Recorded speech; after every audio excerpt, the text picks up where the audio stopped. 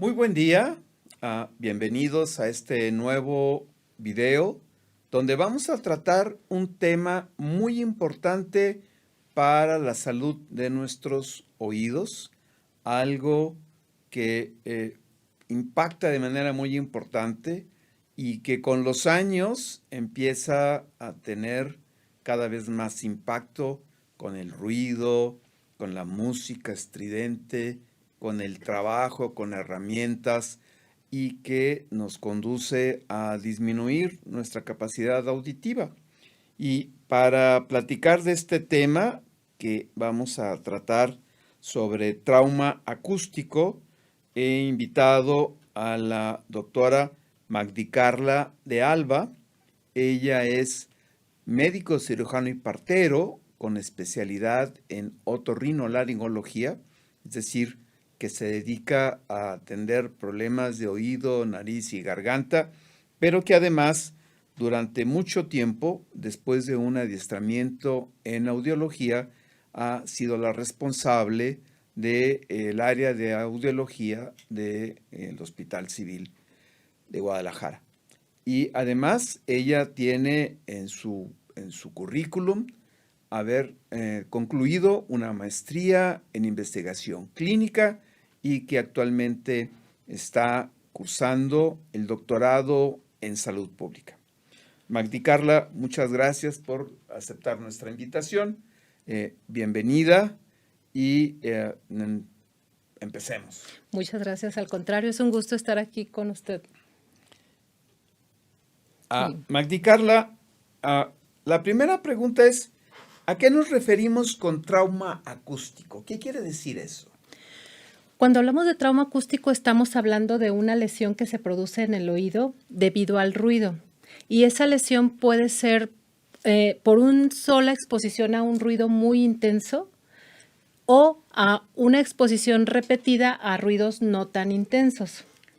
Puede presentarse de las dos maneras. A ver, un ruido de mucha intensidad puede causar el daño. En una sola ocasión. En una sola ocasión. Sí, por ejemplo, una detonación.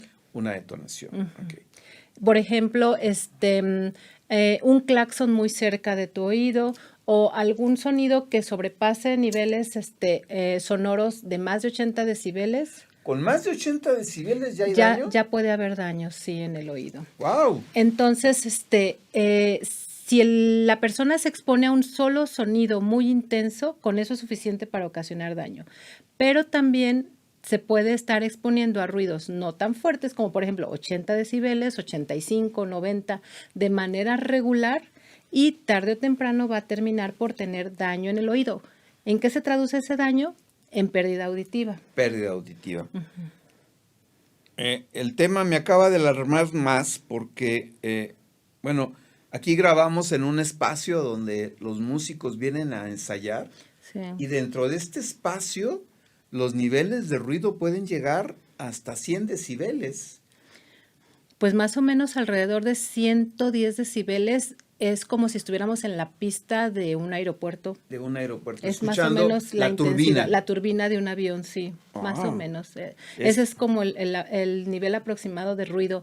Y la verdad es que no todo el sonido que escuchamos nos puede ocasionar daño, pero también hay que tener en cuenta que esa exposición es acumulativa. Desde que estamos pequeños y empezamos a escuchar sonidos fuertes que sobrepasan la intensidad que nuestro oído tolera, ese daño se empieza a juntar, a acumular, a guardar en nuestro oído hasta que llega el momento en que se manifiestan las alteraciones que produce, vamos. Aquí de pronto viene una niña con su papá y canta y el sonido eventualmente le va a provocar una disminución. De hecho, existen varias etapas en la génesis o en la producción del trauma acústico. O, por ejemplo, en la literatura a veces se denomina hipoacusia inducida por ruido. Y algunos autores hacen la diferencia en que si se denomina trauma acústico, lo tratan de aparentar como si fuera un accidente o una exposición no prevista. Yeah. Pero si hablamos de hipoacusia inducida por ruido, estamos hablando de una persona que tiene una exposición laboral o una exposición recreativa, por ejemplo, de manera periódica a un sonido que sobrepase los niveles de intensidad pues permitidos incluso por las normas oficiales que rigen en México. Yeah. Magdi Carla, en tu experiencia, ¿cuáles son las fuentes acústicas que con mayor frecuencia provocan este tipo de daño? En este momento, todas las producidas por el hombre, o sea, a nivel laboral, fábricas, talleres, toda la maquinaria pesada de ese tipo, y a nivel recreativo, música principalmente, conciertos. Y pues cuando una persona practica o produce música, dependiendo ciertos tipos de instrumentos y ciertos tipos de música, valga la redundancia, pues es cuando puede tener un poco más de lesión. Hay que tener en cuenta que en la naturaleza no existen ruidos que sobrepasen los niveles, pues que te causen un daño. Realmente en la naturaleza todos los sonidos son medios, de medios a bajos. Todos, cuando empezó la era de la industrialización, fue cuando empezó a verse este fenómeno, que se empezó a trabajar el metal, por ejemplo. Claro. Sí, la enfermedad que se le conocía como de los herreros, que tenían pérdida acústica, tenían mareo, tenían zumbido en los oídos. Entonces empezaron a relegar y empezaron a legislarse de cierta manera para que no se expusiera el resto de la población a esos sonidos. Y por eso se les mandaba a las periferias de las ciudades. Estamos hablando de 1800 o incluso en la Edad Media. Pero eso es lo que ha venido deviniendo en toda esta exposición y esta contaminación acústica. Esa es en la parte laboral. Y también recreativa. Y también recreativa. Yo he tenido experiencia, primero cuando estuve en la maestría, nos llevaron a telares. En los telares realmente mucho ruido. Es un ruido muy intenso. Luego tuve oportunidad de trabajar en donde había turbinas que bombeaban petróleo en el mar y había que andar con protección auditiva, protección acústica. Sí. Y luego pues me gusta hacer un poquito de carpintería, el router, la sierra circular. La sierra circular. O sea, todo eso puede dañarnos. Sí. Y desde el punto de vista de la diversión, los audífonos y este tipo de equipos de sonido personal que empezaron con las Walkman cuando yo era joven, con los Walkman. ¿También puede provocar este tipo de daño? El simple hecho de escuchar música en unos audífonos no debería de causarte daño si la escuchas dentro de niveles razonables. Yo les platico a los pacientes para que tengan una idea que, por ejemplo, si usan de los audífonos que van dentro del oído, deben de colocarse los audífonos a nivel del hombro y a ese nivel no debe de escucharse lo que estás transmitiendo en los audífonos. Es una buena recomendación, ¿no? Sí, porque normalmente ocurre que tú vas en la calle, te cruzas con alguien que tiene audífonos y escuchas perfectamente lo que está escuchando. Entonces, no me quiero ni imaginar el nivel al que lo está escuchando. Eso está dañando. Sí. Además, también hay que tener en cuenta que ya la tecnología también, por ejemplo, los iPhone han introducido, los teléfonos inteligentes han introducido regulaciones y límites como candados para sonido. En cuestión de los audífonos también tienen una regulación automática para incrementar el sonido y tú tienes como que autorizarlo, no se puede subir nada más de apretar el botón para elevar el volumen. Bueno, es una buena estrategia de prevención. Pues son como tratar de paliar un poco todo eso. ¿Con qué frecuencia se presenta esta pérdida de audición, esta sordera provocada por trauma acústico en la población?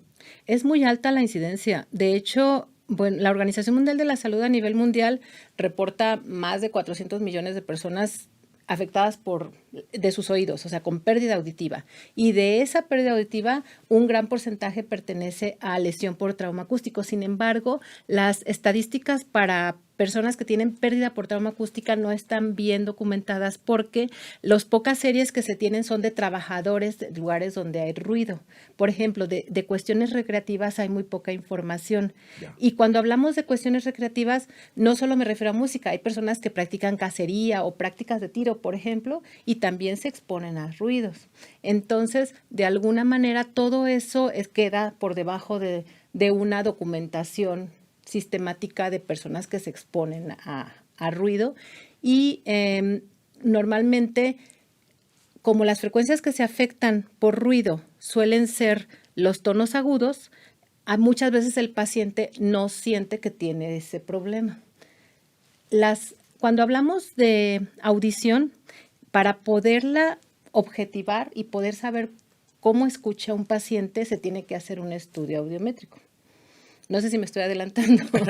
Es algo que te voy a preguntar más adelante. Sí. Ahorita quisiera abundar un poquito, aparte de lo que ya nos comentaste, ¿existen algunos otros factores de riesgo que faciliten el que alguien tenga una pérdida de audición por trauma acústico?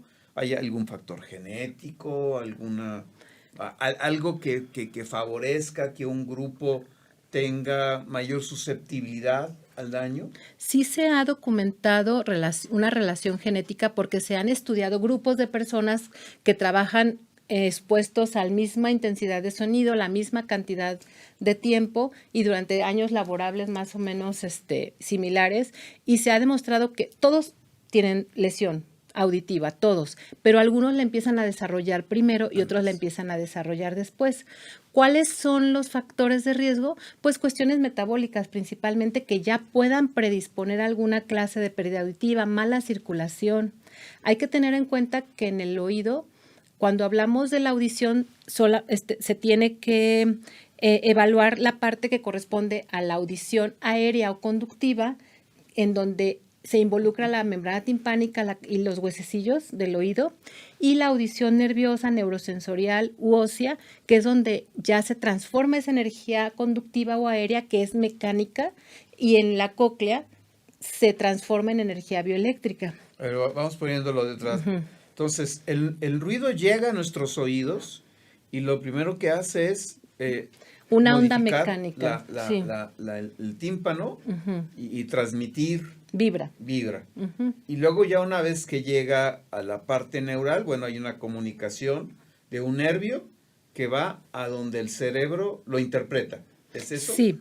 De hecho, al principio son como si tú colocas la mano sobre una bocina y sientes la vibración, así se transmite el sonido en el conducto auditivo y en la membrana timpánica.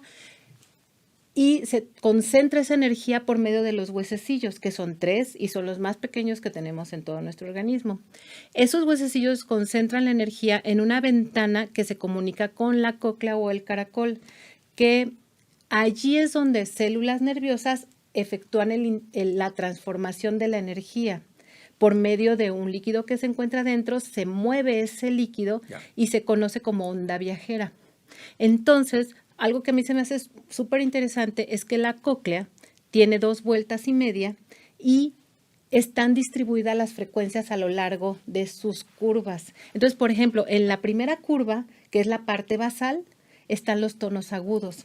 Entonces, en el centro están los tonos graves.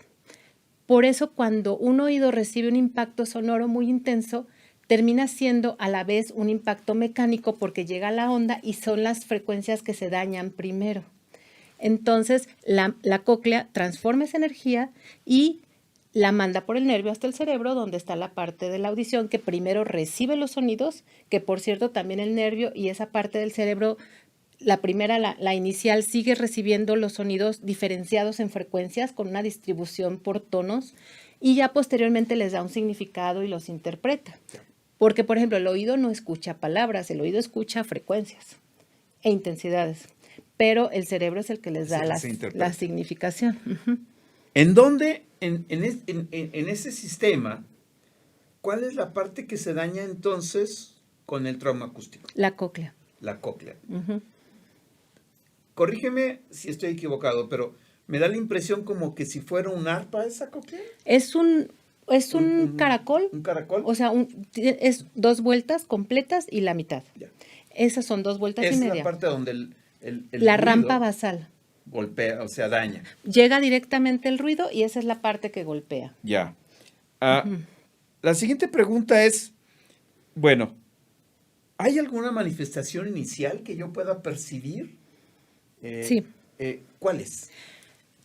Cuando, por ejemplo, nos exponemos por primera vez que vamos a una fiesta o a un concierto, entonces, si nosotros nos hiciéramos una evaluación inicial de la audición saliendo de ahí y tenemos una audición normal, podemos llegar a tener una pérdida de 10 o 20 decibeles posterior a la fiesta de manera inmediata, pero esa pérdida se recupera. Eso se le conoce como adaptación auditiva. Yeah. Eso es como un aviso en donde puede haber acúfeno, que son zumbidos en el oído, que normalmente suelen ser en tonos agudos, pip, escuchamos el sonido, pero se nos quita al poquito tiempo de que nos expusimos al sonido. Recuperamos esos 20 se sanan, o sea, se sana esa parte. Recibió el impulso, pero se sanó.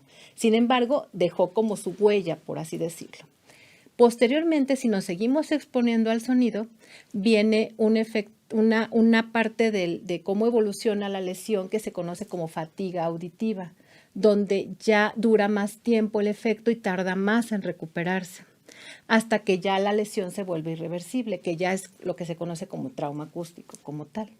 Entonces, lo primero que nos avisa es ese zumbido, por ejemplo, porque muchas veces el paciente llega a consulta y te dice, escucho bien, pero tengo un zumbido desde que fui a una fiesta y no se me quita. Antes se me quitaba al poquito tiempo, pero ahora ya no se me quita. Entonces, el paciente dice, pero escucho perfecto, pero le tengo que hacer un estudio de audición. No lo necesito, escucho muy bien. Pero resulta que donde está la lesión, precisamente es en las frecuencias agudas, que son las que se lesionan en la cóclea. Entonces, le haces el estudio de audición y efectivamente, en las frecuencias del habla, que son los tonos medios, el paciente escucha perfecto y por eso podemos estar platicando, me escuchan muy bien, estamos dentro de las frecuencias medias, entre 500 a 2000 Hz aproximadamente, y no hay ningún problema. Pero al evaluar los tonos agudos, entre 3000, 4000 y 6000 Hz es donde se manifiesta la lesión. Bueno, una vez que sospecho que pueda tener una lesión por el zumbido ¿hay alguna manera de detectarlo temprano? ¿Ir con el audiólogo? No sé. Sí, el trauma avanza también, así como empezó con una lesión que fue reversible inicialmente y posteriormente se vuelve irreversible, también aumenta en grado de intensidad. Entonces, lo que primero es un trauma de primer grado, en donde se causa una lesión, por ejemplo, de manera clásica en 3000 o 4000 Hz, pero se recupera en 6000 y en 8000 Hz. Bueno, para especificar un poquito mejor, cuando hacemos un audiograma, una audiometría, el audiograma abarca desde 125 Hz hasta 8000, porque esas son las frecuencias audibles de manera regular para una persona. Hay frecuencias más altas, pero que no son audibles, son como por ejemplo los silbatos de perro, para perro. Entonces, se hace ese audiograma y se grafica el nivel mínimo donde percibe el sonido, que eso se conoce como umbral auditivo.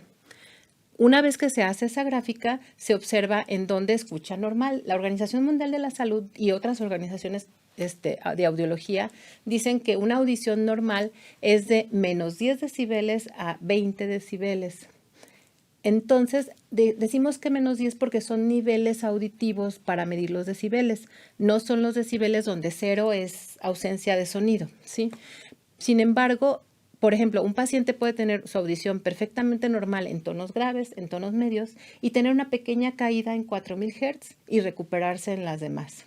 Sin embargo, eso se considera un trauma acústico de primer grado. Si se sigue exponiendo, posteriormente ya no se va a recuperar en 6000 y en 8000 Hz o va a tener una recuperación parcial y eso se considera un trauma acústico de segundo grado.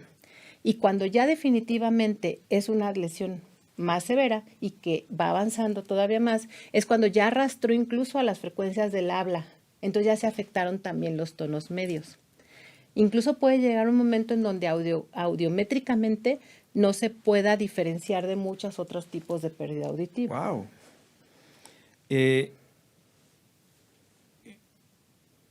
Cada vez que comentas algo me preocupa más mi salud. Unos tapones, doctor, para los oídos. Y la verdad es que hay tapones que son comerciales que se venden incluso para cuando tienes tu compañero de cama que ronca, y te los pones y esos te amortiguan 30 decibeles, o los que dan en los aviones, por ejemplo. Ya. Y pero esos son muy buenos cuando no estás expuesto de manera continua a un ruido muy intenso. Pero, por ejemplo, a nivel profesional, existen tapones personalizados para músicos, para bateristas, para motociclistas, para profesionales de otro tipo de ruido. Y la verdad es que son buenos porque, por ejemplo, en el caso de los músicos que tienen que estar escuchando sonidos, les permite pasar unas frecuencias y les disminuye las frecuencias que les causan daño. Ok. ¿Qué implica el diagnóstico ya definitivo? ¿Qué le hacen al sujeto que sospecha que está teniendo un trauma acústico y que ya clínicamente lo está mostrando? ¿Qué es lo que hacen ustedes? Primero, pues es platicar con él en el sentido de saber cuánto tiempo tiene con la molestia. Punto importante, no todos los pacientes que tienen trauma acústico tienen acúfeno o zumbido en los oídos. Cuando tienen zumbido, que es cuando terminan buscando atención, entonces se tiene que hacer un estudio de audición, que es una audiometría principalmente. La audiometría es un estudio subjetivo, quiere decir que interviene la cooperación del paciente y la capacidad o la concentración del explorador para realizarla. Porque, por ejemplo, se le colocan unos audífonos, se le mandan sonidos y se le pide que cada que escuche uno, independientemente de la intensidad y del tipo de sonido, responda que lo está escuchando. Entonces, por ejemplo, he tenido la experiencia de que si estoy con un jovencito que lo llevaron a fuerzas, pues simplemente no contesta, ¿verdad? Ya. O personas mayores que no cooperan para realizar el estudio, o personas que tengan algún tipo de afectación mental o problemas de concentración, también puede llegar a ser difícil. Y en esos casos existen otro tipo de estudios que ya son objetivos, donde no se necesita la cooperación del paciente.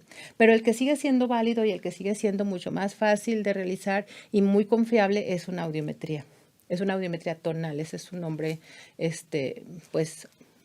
oficial, por así decirlo. Y en este estudio, aunque el paciente sienta que escucha bien, como se evalúan las frecuencias donde se pueden lesionar por ruido, es donde podemos encontrar esa lesión de trauma acústico. Y con otros pacientes ocurre cuando, aunque no tengan un síntoma como el acúfeno, por ejemplo, que es el más común, se la pueden hacer por otra cosa, o sea, algún otro problema que tengan, o por rutina o por control laboral, y descubres que tiene la lesión. Entonces, en realidad, no es tan fácil a menos que el paciente ya haya estado expuesto de mucho tiempo. Una vez que se diagnostica, ¿hay tratamiento? No, específicamente no. ¿Un aparato de sordera? Bueno, o sea, la lesión por ruido no se puede revertir cuando ya está lesionado su nervio auditivo. Yeah. Entonces, lo único que se puede hacer es evitar que siga avanzando. ¿Cómo? Pues dejar de exponerse a sonidos fuertes o taparse sus oídos cuando sabe que se va a exponer a sonidos fuertes. La normativa oficial dice que, por ejemplo, ante ciertas intensidades, solo los tapones que van dentro del conducto. En algunos otros casos donde es más intenso, los cascos o los audífonos de concha. Y en otros casos los dos, o sea, tapones y aparte los de concha, que te disminuyen todavía muchísimo más la protección. Te dan mucha más protección. Pero yo he platicado con pacientes que trabajan en lugares ruidosos y le digo, ¿y usa protección? Pues sí no la dan, pero es que después como no podemos platicar, no la ponemos. Entonces a veces conscientemente la dejan de usar y eso también se vuelve un problema. O sea que, pero una vez que se ha afectado, ¿algún aparato de sordera? Si ya afecta y les está causando, por ejemplo, un acúfeno continuo que no se quita, que le causa incomodidad, que le causa pérdida de sueño o que simplemente no lo deja concentrarse, no hay tratamiento. Se puede utilizar un aparato auditivo que le amortigua la percepción de ese acúfeno y claro, le va a permitir escuchar mejor esas frecuencias donde tiene la pérdida. Pero también hay que tener en cuenta que el paciente cree que escucha bien, porque las frecuencias del habla pueden estar normales. Y ahí es donde se vuelve difícil que el paciente acepte que necesita un aparato auditivo, por ejemplo. porque dicen, pero yo escucho bien, platico bien, entiendo bien, ¿por qué me tengo que poner un aparato? Es una cuestión, pues, de idiosincrasia, creo yo. Y entonces, retomando un tema que ya comentaste, ¿cuáles serían las acciones de prevención? Evitar el ruido. Evitar el ruido. Sí. Si hay ruido. Y, por ejemplo, o sea, evitar el ruido, pero, por ejemplo, si tú ya vas a estar expuesto de manera regular al ruido, taparte los oídos con lo que sea, o sea, de preferencia un tapón específico para eso, profesional, de los que se venden en los lugares donde hay protección para fábricas, para industrias y demás, pero también cuidarte, o sea, tu salud en general, tu circulación, las cuestiones metabólicas, porque todo eso puede afectar a la cóclea. Hay que tener en cuenta que la cóclea es una parte de nuestro sistema auditivo muy, muy lábil, porque aparte no tiene circulación colateral. Entonces, si se dañan las ramas, o sea, la arteria principal que le da flujo a la cóclea, no le llega sangre por otro lado y sufre muy fácil. Sufre isquemia de las células ciliadas, que son las que transforman esa energía. Oh. Entonces, esa parte de cuidar la circulación tiene que ver con hipertensión, con aterosclerosis, sí. Sí, con todas las cuestiones que te afecten circulación. Sí. Y otra cosa importante, hay que tener en cuenta que el trauma acústico no solo causa daño auditivo, también causa daños físicos. ¿Cuáles? Por ejemplo, puede causar tensión muscular, daño en los músculos por contracturas, puede causar problemas mentales también. O sea, me refiero en el sentido de que te pueden generar ansiedad y te pueden generar estrés, el estarte sometiendo a un sonido de manera regular. Entonces, esa es una parte que luego de repente la dejamos de lado, pero que también es importante. Una vez, a ver, esta es una pregunta que me preocupó ahorita. Una vez que el daño se ha presentado, progresa, si me separo del ruido, ¿el daño progresa o se detiene ahí? Se detiene. O sea, el progreso de la pérdida acústica está asociado exclusivamente a seguir escuchando ruido. En esa lesión sí, pero hay que recordar que también se nos puede dañar el oído por otras causas. Sí, como claro. Por ejemplo, simplemente por edad también existe una lesión auditiva que está muy relacionada con pérdida de audición por edad. Como cuando hablamos de vista cansada, es algo parecido. Yeah. Entonces, pero si hablamos exclusivamente de exposición a ruido, ¿me dejo de exponer? Se acabó el problema. En el sentido de la progresión. De la progresión. Si ya rebasamos la etapa de adaptación y de fatiga, y ya estamos instalados en el trauma acústico como tal, ya es irreversible el daño. O sea, ya no podemos regresar a la normalidad, pero sí podemos evitar que avance. Entonces, en ese sentido, sí se frena el daño y muchas veces incluso, si el paciente realmente se cuida, se puede incluso disminuir la intensidad de su acúfeno, del zumbido que percibe, que eso es lo que, en mi experiencia, se vuelve el motivo más común por el que un paciente que tiene trauma acústico acude a consulta.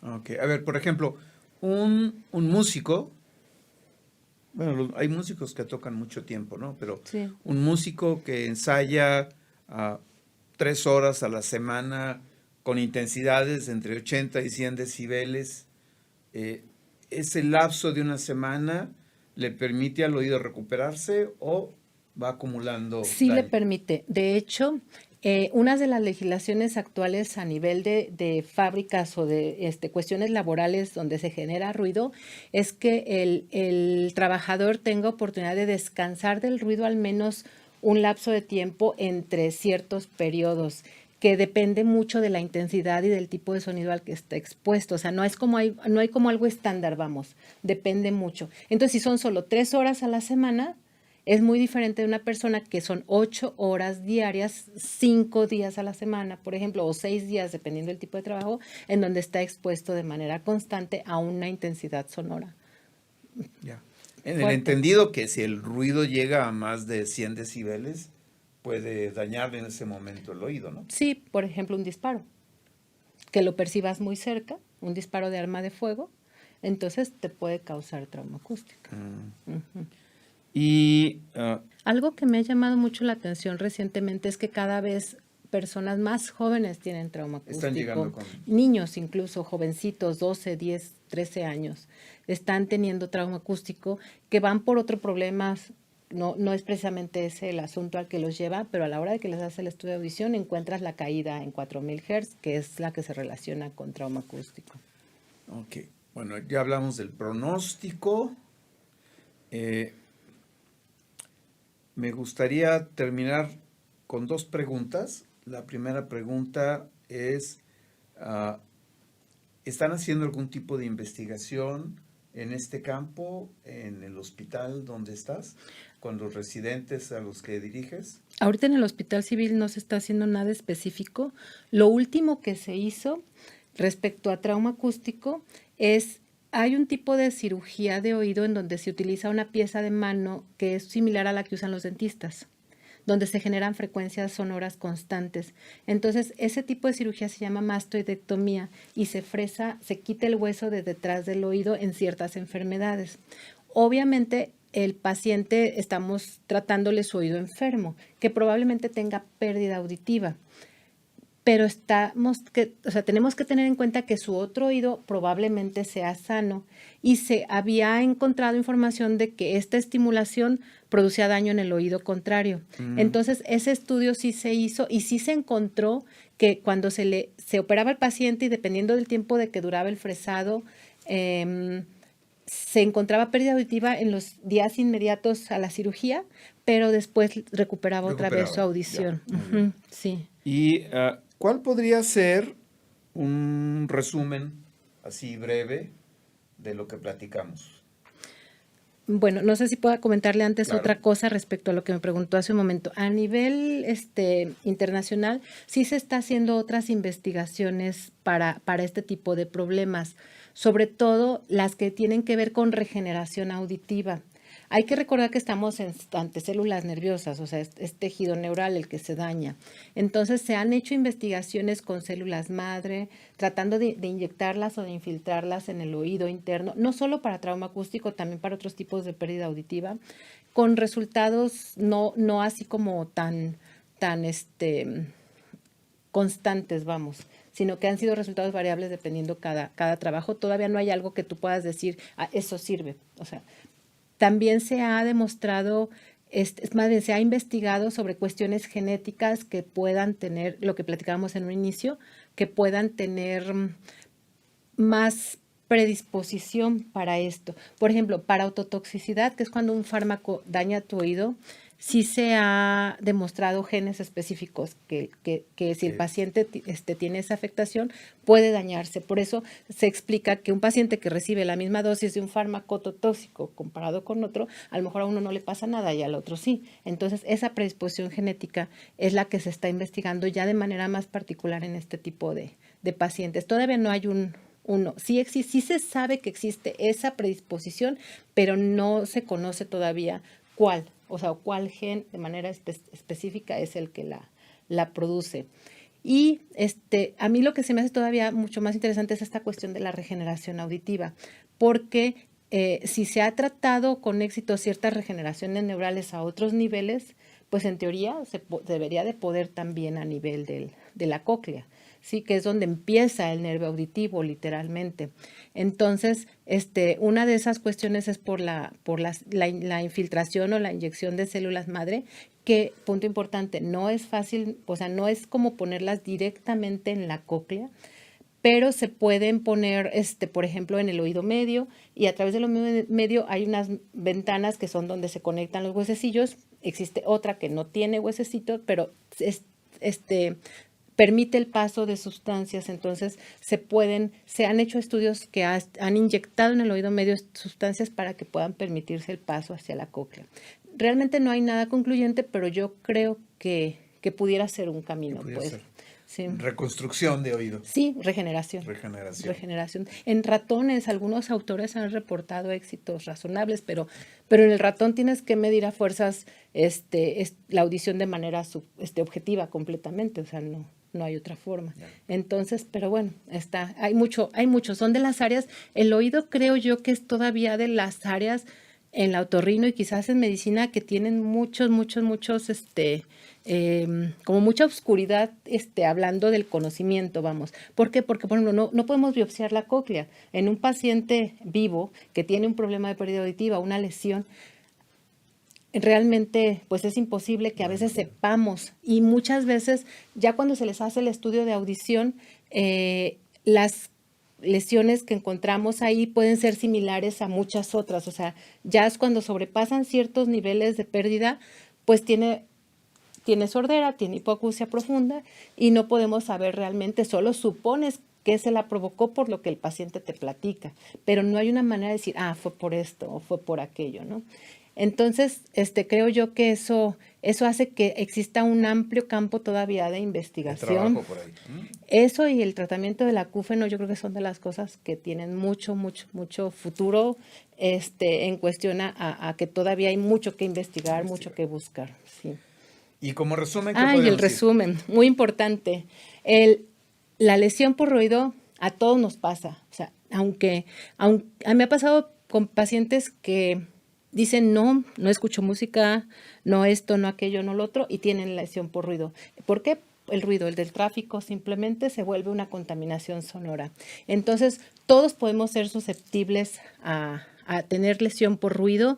Cuídense los oídos, hay que cuidarnos los oídos. Si vamos a exponernos de manera consciente a un sonido, tratar de regular el tiempo o tratar de usar la protección auditiva correspondiente. Ante la más mínima molestia, sobre todo de esos zumbidos que vienen y se van, antes de que se vuelvan permanentes, hay que acudir con el médico para tratar de determinar. No es la única causa de zumbido, el trauma acústico, hay otras, pero esa es una de las más comunes, sobre todo en gente joven. Entonces, creo yo que si consideramos que todos somos susceptibles de padecer trauma acústico y que el problema es acumulativo, pues tenemos que tener una seria conciencia de esto, porque estamos ante una situación que se vuelve un tema bastante problemático en salud pública en general. Está afectando cada vez a más personas. Simplemente la OMS dice que para el 2050 toda esta cantidad de personas se va a aumentar exponencialmente. Y muchas de esas causas, sobre todo en niños, son prevenibles. Esta es una de las prevenibles. Entonces, te dejas de exponer, ya no vas a tener la hipoacusia. Esa es la clave. Sí. Entonces, cuidarse, acudir a atención médica cuando tengan alguna molestia y saber que pues realmente hasta cuando crees que no te estás exponiendo, estamos tan acostumbrados a los sonidos que ya no lo consideramos un problema. Entonces, hay muchos pacientes que van conmigo que ya tienen un acúfeno problema, que lo consideran catastrófico, escuchan razonablemente bien, pero pues si me han dicho, es que si yo hubiera sabido que era eso, pues hubiera dejado de hacerlo. Claro, es muy fácil decirlo ya así en retrospectiva, ¿verdad? Pero en realidad creo yo que eso es lo más importante y lo más valioso de esto y de esta información, el saber que existe y el saber que la puedes prevenir, ese tipo de pérdida auditiva. Y que sí te puede causar una lesión también para comunicarte, una lesión ya donde exista una pérdida auditiva severa, en donde tengas que necesitar aparatos auditivos y te cuesta incluso trabajo entender las palabras de las otras personas, aunque tengas un aparato auditivo. Claro. Entonces, si consideramos eso y le ponemos un poquito de atención, pues podemos evitarlo. Bueno, pues esperemos que esto llegue a muchas personas. Si nos están siguiendo, bueno, les agradeceríamos que nos den sus likes. Si no se han suscrito, suscríbanse. Les recuerdo que pueden llegar a nuestros videos a través de nuestra página www.orochelli.com o directamente a la página de temas de salud en www.orochelli.com/temas de salud, temas de salud HTLM. Bueno, en la parte de aquí abajo lo pueden revisar. Ahí pueden ver todos los videos que hemos publicado y recordarles que de cada video extenso hacemos unos pequeños cortos. Si no tienen el tiempo suficiente como para revisar el video completo, pueden ver las partes que pensamos que son las más importantes de cada video y pueden irse directamente ahí. Son videos cortos, entre 1 minuto y 5 minutos a lo máximo. Y les recuerdo, nos ayudaría mucho que nos dieran sus likes, que compartieran estos videos y vamos a seguirlos produciendo cuando menos durante algún tiempo cada mes. Doctora, muchas gracias por acompañarnos en este video y un tema muy interesante y seguramente va a ser de interés para muchas personas. Espero que sí. Al contrario, ha sido un gusto estar aquí con ustedes. Igual tenerte aquí ha sido también para nosotros. Gracias.